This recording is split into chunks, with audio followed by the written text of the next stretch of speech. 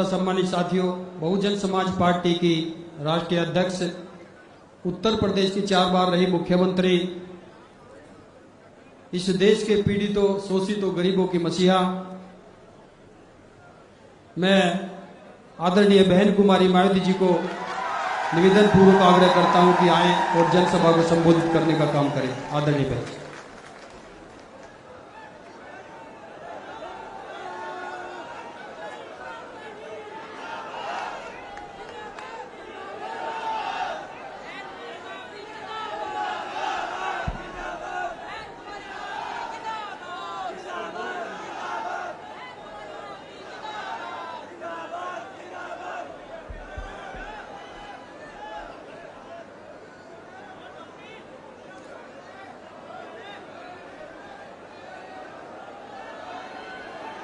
चुनावी जनसभा में इकट्ठा हुए बहुजन समाज पार्टी व भारतीय राष्ट्रीय लोकदल के बने इस गठबंधन के सभी छोटे बड़े पदाधिकारी, नेता एवं कार्यकर्ता गण, आज आप लोग यहाँ हरियाणा प्रदेश में विधानसभा के लिए हो रहे आम चुनाव में अपने गठबंधन के उम्मीदवारों के समर्थन में हमें सुनने के लिए यहाँ भारी संख्या में इकट्ठा हुए हैं, तो उसके लिए मैं आप सभी लोगों का हार्दिक दिल से आभार प्रकट करती हूँ, जिनको कामयाब बनाने के लिए भारतीय राष्ट्रीय लोकदल के वरिष्ठ राष्ट्रीय महासचिव चौधरी अभय सिंह चौटाला जी व इनके सभी साथीगण तथा बीएसपी के भी नेशनल कोऑर्डिनेटर श्री आकाश आनंद व यहाँ के संयोजक श्री रणधीर बेनीवाल और इनके भी सभी साथीगण पूरे जी जान से लगे हुए हैं। और अब मैं आप लोगों का ध्यान यहाँ हरियाणा प्रदेश में विधानसभा के लिए हो रहे आम चुनाव में अपने इस बने गठबंधन की सरकार बनाने को लेकर कुछ जरूरी बातों की तरफ दिलाना चाहती हूँ। और इस संबंध में हमारी पार्टी का ये कहना है कि अपने देश को आजाद हुए व भारतीय संविधान को भी लागू हुए अब बरसों बीत चुके हैं, और इस लंबी अवधि में केंद्र व आपके हरियाणा प्रदेश में भी विभिन्न विरोधी पार्टियों की सरकारें रही है। लेकिन दुख की बात यह है कि इस दौरान आपके हरियाणा प्रदेश में भी यहाँ विरोधी पार्टियों की रही सरकारों में सर्व समाज में से खासकर दलितों, आदिवासियों, पिछड़े वर्गों, मुस्लिम व अन्य धार्मिक अल्पसंख्यकों के साथ साथ गरीबों, मजदूरों, किसानों, व्यापारियों एवं अन्य मेहनतकश लोगों का भी पूर्ण रूप से विकास व उत्थान आदि नहीं हो सका है। जिनकी सरकारों की गलत नीतियों एवं गलत कार्य प्रणाली आदि को अभी ने और ज्यादा आजमाने की जरूरत नहीं है। और इस मामले में खास तौर से मैं दलितों, आदिवासियों व अन्य पिछड़े वर्गों के लोगों को ये बताना चाहूंगी कि इन वर्गों को परम पूज्य बाबा साहब डॉक्टर भीमराव अंबेडकर के कड़े संघर्ष एवं अथक प्रयासों से भारतीय संविधान में मिले कानूनी अधिकारों में से विशेषकर सरकारी नौकरियों में जो इन्हें आरक्षण की सुविधा मिली है, तो उसे यहाँ पहले कांग्रेस की और अब बीजेपी की तथा अन्य और पार्टियों की भी रही सरकारों की या चल रही सरकारों की जातिवादी सोच व मानसिकता के चलते इन्हें ये आरक्षण का पूरा लाभ नहीं दे पा रहे हैं। और अब तो इनके इस आरक्षण को ये पार्टियां, ये सभी पार्टियां, कांग्रेस, बीजेपी व अन्य जो जातिवादी पार्टियां हैं, ये सभी पार्टियां तो अब तो इनके इस आरक्षण को मान्य कोर्ट की आड़ में इसे प्रभावहीन बनाने में व खत्म करने की भी पूरी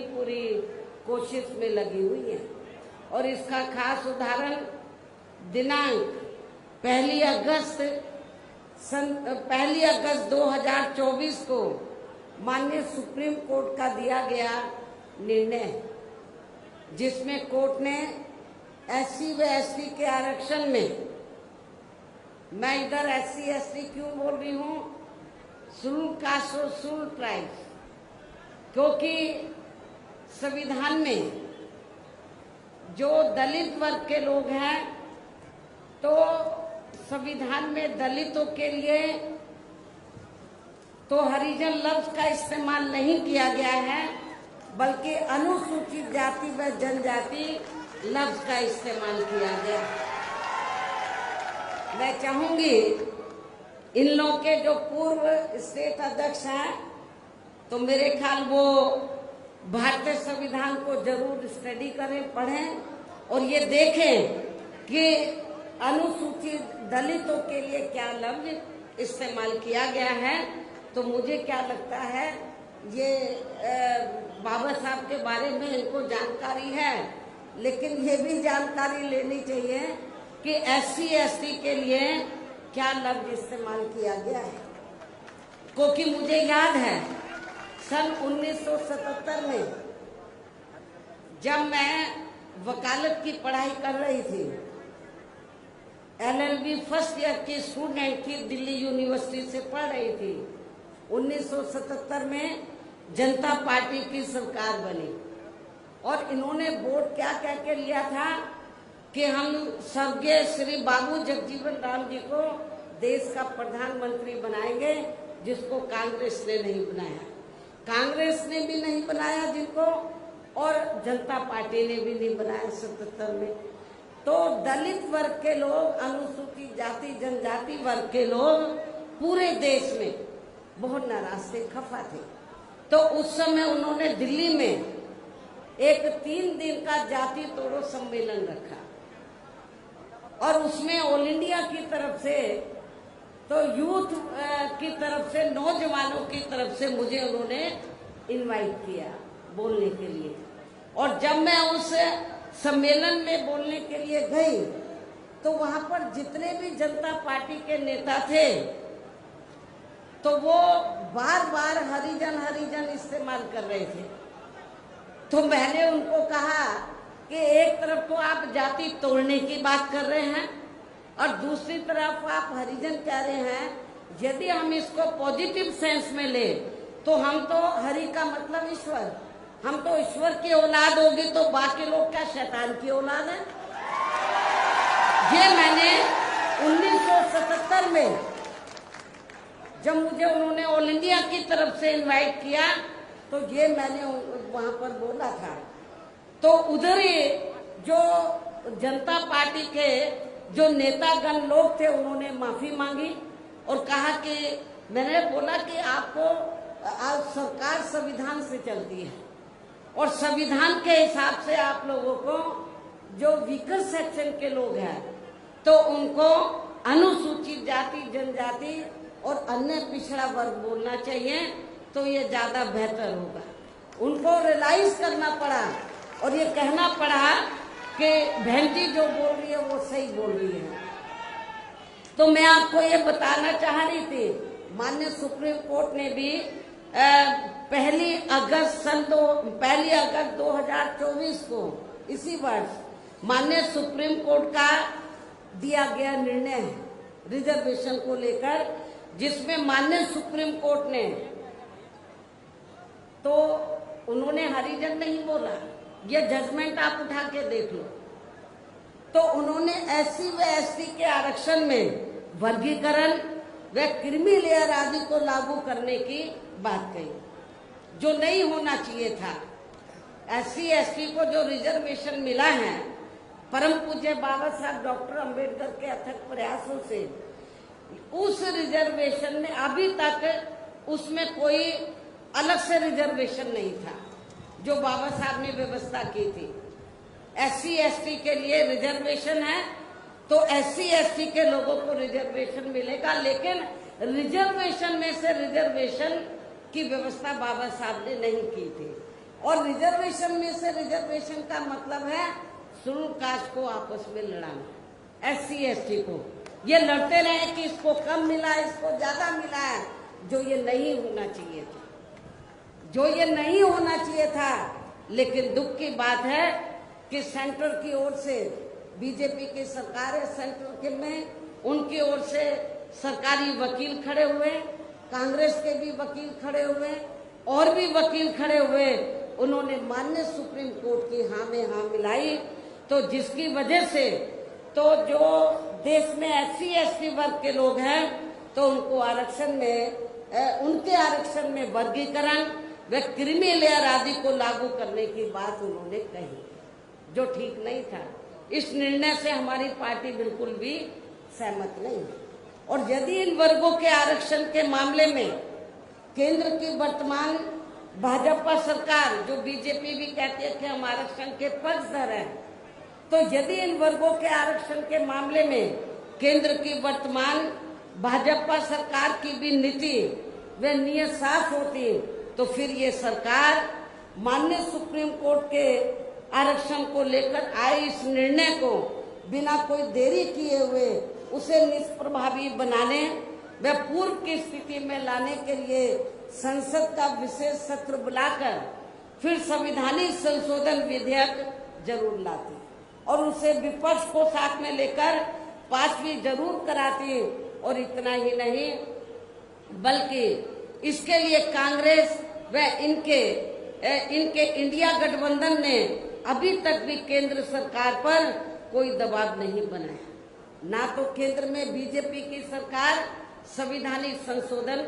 विधेयक लाई इस जजमेंट के खिलाफ, और ना ही इंडिया गठबंधन ने, बाहर तो वो दबी जबान में कहते हम आरक्षण के पक्ष में हैं,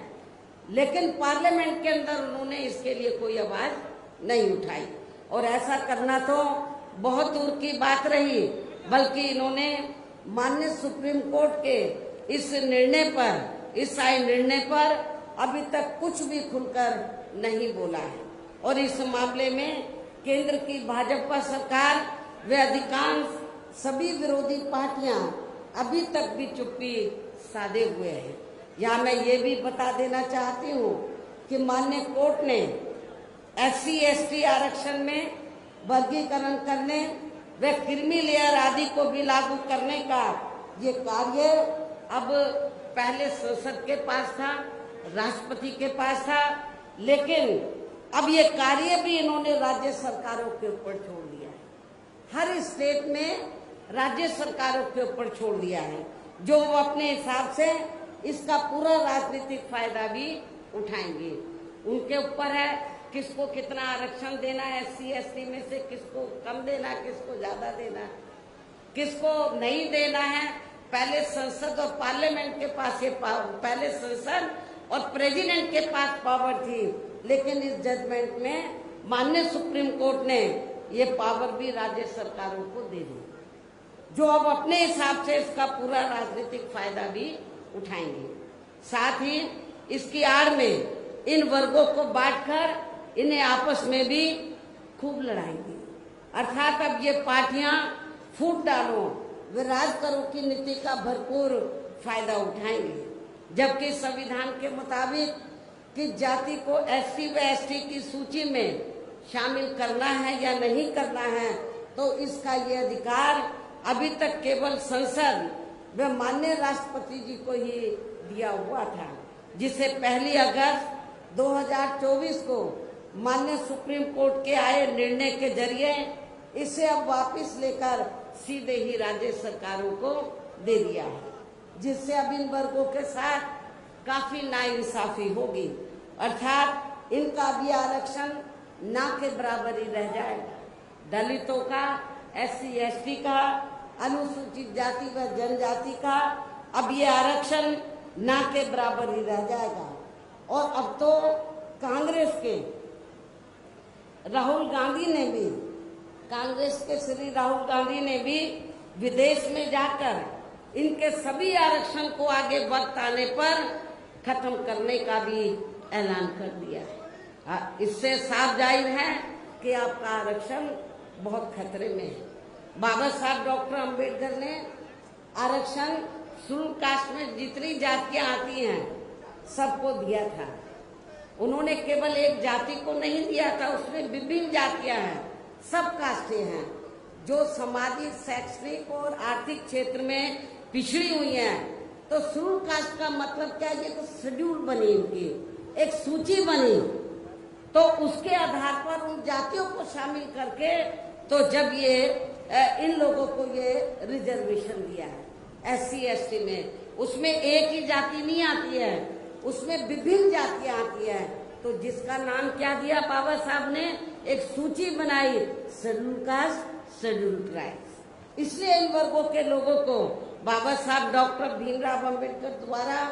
जो इन्हें, इन सभी वर्गों के लोगों को SC ST में जो विभिन्न जातियां आती हैं, तो इन वर्गों के लोगों को बाबा साहब डॉक्टर भीमराव अंबेडकर द्वारा जो इन्हें आरक्षण का ये संवैधानिक अधिकार दिया है, तो इसे बचाने के लिए अब यह हरियाणा प्रदेश में हो रहे विधानसभा चुनाव में इन वर्गों को, ऐसी सभी आरक्षण विरोधी पार्टियों को अपना कतई भी वोट नहीं देना है। ऐसे आरक्षण विरोधी पार्टियों को अपना कतई भी वोट नहीं देना है जो ये पार्टियां माननीय सुप्रीम कोर्ट के आए इस निर्णय को बिल्कुल भी बदलने के लिए तैयार नजर नहीं आती है। अर्थात इस मामले में केवल ये पार्टियां इन वर्गों को गुमराह करने में ही लगी है। ऐसी स्थिति में अब इन वर्गों को यहाँ विधानसभा के हो रहे आम चुनाव में अपने बने इस गठबंधन की ही सरकार बनाकर इसे लागू होने से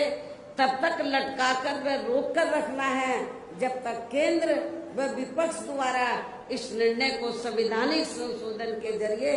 खत्म करके इसे पुरानी स्थिति में बहाल नहीं कर दिया जाता है। इसलिए ऐसी स्थिति में अब आप लोगों को एक तरफा अपना वोट केवल बीएसपी व इन्हें लोग के बने अपने इस गठबंधन को ही देना है, ताकि सत्ता में आकर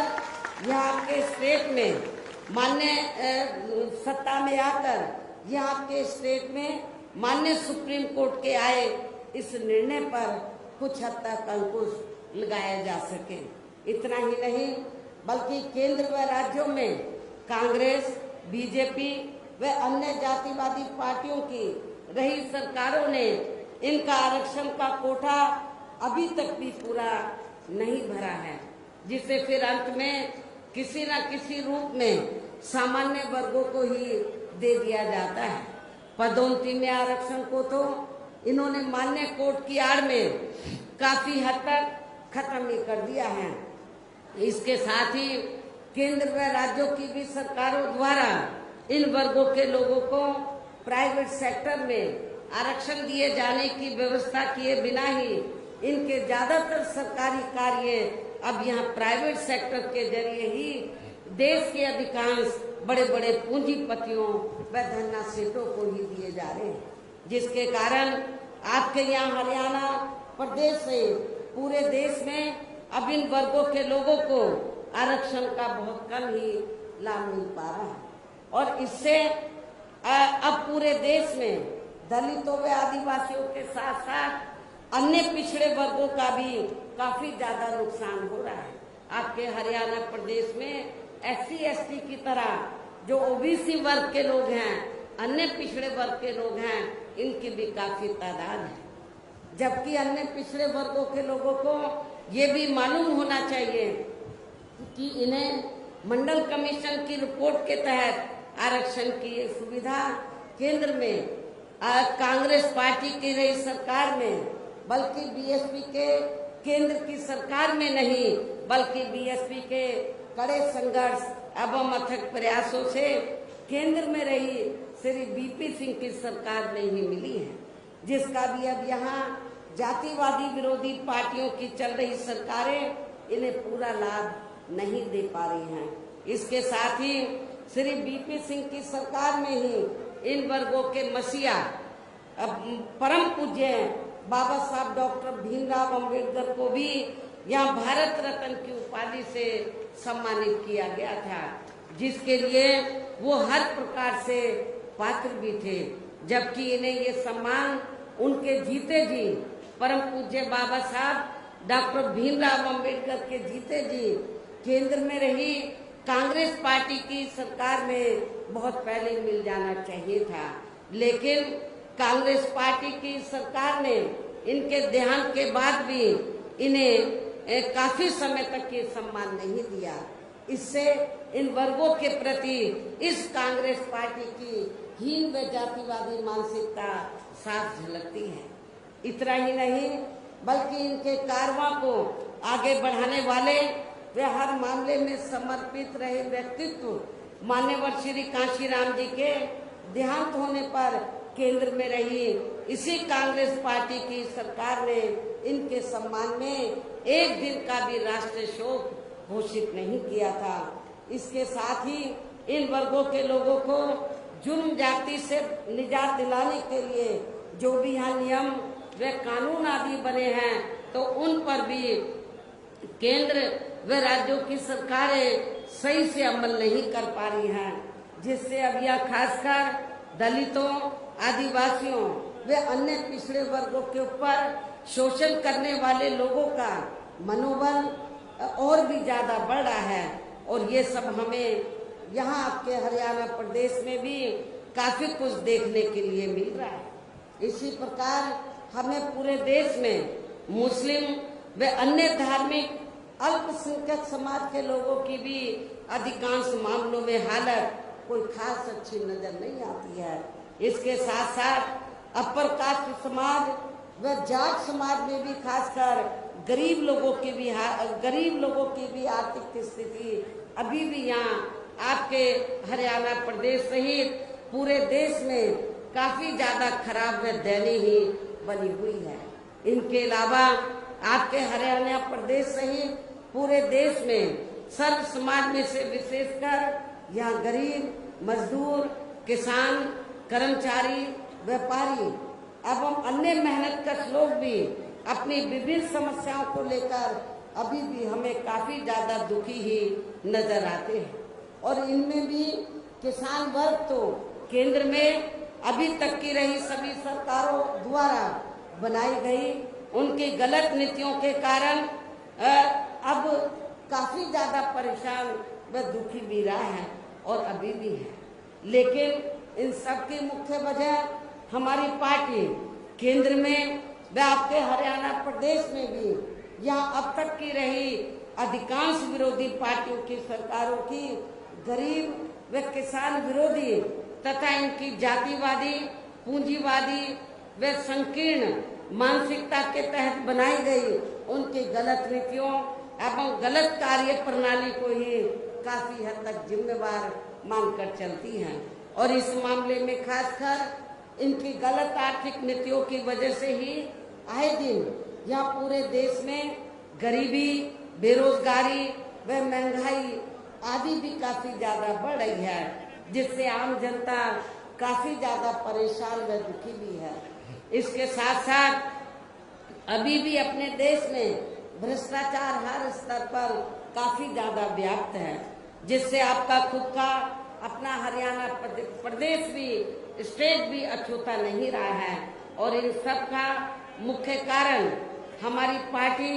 आजादी के बाद से लेकर अभी तक केंद्र में देश के अधिकांश राज्यों में तथा आपके खुद के अपने हरियाणा प्रदेश में भी ज्यादातर सत्ता यहाँ खासकर पूंजीवादी पार्टियों, जातिवादी व पूंजीवादी पार्टियों के हाथों में ही आने को मानकर चलती है, जिसके कारण ही अब पूरे देश में व आपके खुद के अपने प्रदेश में भी अभी भी हमें यहाँ सर्व समाज के लोग अधिकांश मामलों में काफी ज्यादा दुखी व परेशान ही नजर आते हैं। जबकि पूरे देश में पूरे देश में बीएसपी ही अकेली एक ऐसी पार्टी है जो विरोधी पार्टियों की तरह देश के बड़े बड़े पूंजीपतियों व धन्ना सेठों की आर्थिक मदद से नहीं बल्कि अपनी पार्टी के ही आम कार्यकर्ताओं की आर्थिक मदद से चुनाव लड़कर यहाँ केंद्र व राज्यों की भी सत्ता में आना चाहती है, ताकि हमारी पार्टी सत्ता में आने के बाद फिर बिना किसी दबाव के व आजाद होकर सर्व समाज के लोगों की सभी समस्याओं का समाधान करके उन्हें हर मामले में व हर स्तर पर खुशहाल बना सके। और इसी आधार पर चलकर ही आबादी के हिसाब से देश के सबसे बड़े प्रदेश अर्थात आपके पड़ोसी प्रदेश उत्तर प्रदेश में 4 बार हमारी पार्टी ने अपने नेतृत्व में वहाँ सरकार भी बनाई है। और हमने अपने सभी चारों रही सरकारों में अपनी पार्टी की विचारधारा एवं सिद्धांतों के तहत चलकर वैसे तो वहाँ सर्व समाज के हितों का पूरा ध्यान रखा है, लेकिन सभी मामलों में प्राथमिकता पहले हमने वहाँ सर्व समाज में से विशेषकर उन SC/ST वर्गों, पिछड़े वर्गों, मुस्लिम व अन्य धार्मिक अल्पसंख्यक समाज को तथा गरीब एवं असहाय लोगों को ही दिया है, जिनकी वहाँ हर मामले में व हर स्तर पर सभी विरोधी पार्टियों की रही सरकारों में उनकी हीन, जातिवादी, संकीर्ण व पूंजीवादी सोच होने के कारण काफी ज्यादा उपेक्षा की गई है। इसके साथ साथ हमने उत्तर प्रदेश में गरीब एवं बेरोजगार लोगों को दूसरी पार्टियों की रही सरकारों की तरह मामूली सा बेरोजगारी भत्ता न देकर उन्हें बड़ी तादाद में सरकारी एवं गैर सरकारी क्षेत्रों में स्थायी रोजगार भी उपलब्ध कराए हैं। इसके साथ ही गरीब भूमिहीन लोगों को खेती करने के लिए हमने उन्हें फ्री सरकारी जमीन भी दी है तथा गरीब आवासहीनों को भी तो 2-2 कमरों के फ्री सरकारी पक्के मकान भी दिए हैं, जिससे वहां लाखों गरीब लोगों को काफी फायदा पहुंचा है। शहरों व देहातों को भी विकसित किया गया है। देहातों को डॉक्टर अंबेडकर ग्राम विकास योजना के तहत, शहरों को मान्यवर श्री काशीराम जी शहरी समग्र विकास योजना के तहत इनको डेवलप किया गया। इसलिए क्योंकि शहरों में और देहातों में घुसते ही मालूम पड़ जाएगा कि ये दलितों की बस्ती है, ये कमजोर वर्गों की बस्ती है, जिनको जातिवादी मानसिकता के तहत आजादी के बाद से लेकर लगातार जिन भी पार्टियों की सरकारें बनी उन्होंने उनको विकसित नहीं किया। लेकिन जब बीएसपी की सरकार बनी तो हमने बाबा साहब के नाम से योजना बनाकर उन बस्तियों को डेवलप किया और भी बस्तियों को गांव में डेवलप किया, तो जिसकी वजह से उनका रहन सहन में काफी फर्क आया। इसके अलावा हमारी पार्टी की रही सरकार ने वह विभिन्न क्षेत्रों में लगे लोगों के साथ साथ छात्रों, युवाओं, महिलाओं व बुजुर्गों आदि के हितों में भी अनेकों महत्वपूर्ण व ऐतिहासिक कार्य किए हैं, जिनसे उन्हें काफी ज्यादा लाभ पहुंचा है। किसानों की भी अधिकांश समस्याओं का काफी हद तक समाधान किया तथा उनकी फसलों का भी उन्हें समय से उचित दाम दिया गया है, जो आपके हरियाणा में भी शायद कभी इतना फायदा किसानों को नहीं पहुंचाया गया होगा। इतना ही नहीं बल्कि हमने उत्तर प्रदेश में सर्व समाज के लोगों के ऊपर किसी भी प्रकार की कोई जुर्म जाति आदि भी नहीं होने दी है। इसके साथ ही हमारी पार्टी की रही सरकार ने अपने देश में दलित एवं अन्य पिछड़े वर्गों में समय समय पर जन्मे यहाँ महान संतों, गुरुओं व महापुरुषों में भी खासकर महात्मा ज्योतिराव फूले, छत्रपति शाहू जी महाराज, श्री नारायणा गुरु, बाबा साहब डॉक्टर भीमराव अंबेडकर एवं मान्यवर श्री कांशीराम जी आदि को भी विभिन्न रूपों में पहली बार वहाँ पूरा आदर सम्मान दिया है,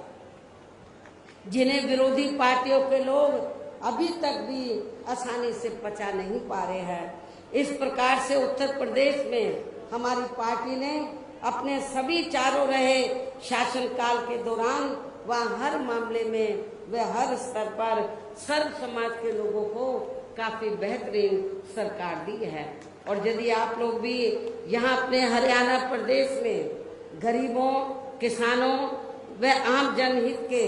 तथा विशेषकर कमजोर एवं उपेक्षित वर्गों के हितों में ऐसे ही कार्य करना चाहते हैं, इसके साथ ही आपके प्रदेश की जनहित से जुड़ी जो भी यहाँ स्थानीय समस्याएं हैं तो उन्हें भी आप दूर करना चाहते हैं, तो फिर आप लोगों को भी उत्तर प्रदेश की तरह ही यहाँ अपने हरियाणा प्रदेश में भी अपने इस बने गठबंधन की सर्व जनहिताय व सर्व जन सुखाय की नीतियों पर आधारित ही सरकार बनानी होगी, जिसके लिए अब आप लोगों को यहाँ अपने हरियाणा प्रदेश में विधानसभा के लिए हो रहे आम चुनाव में अपने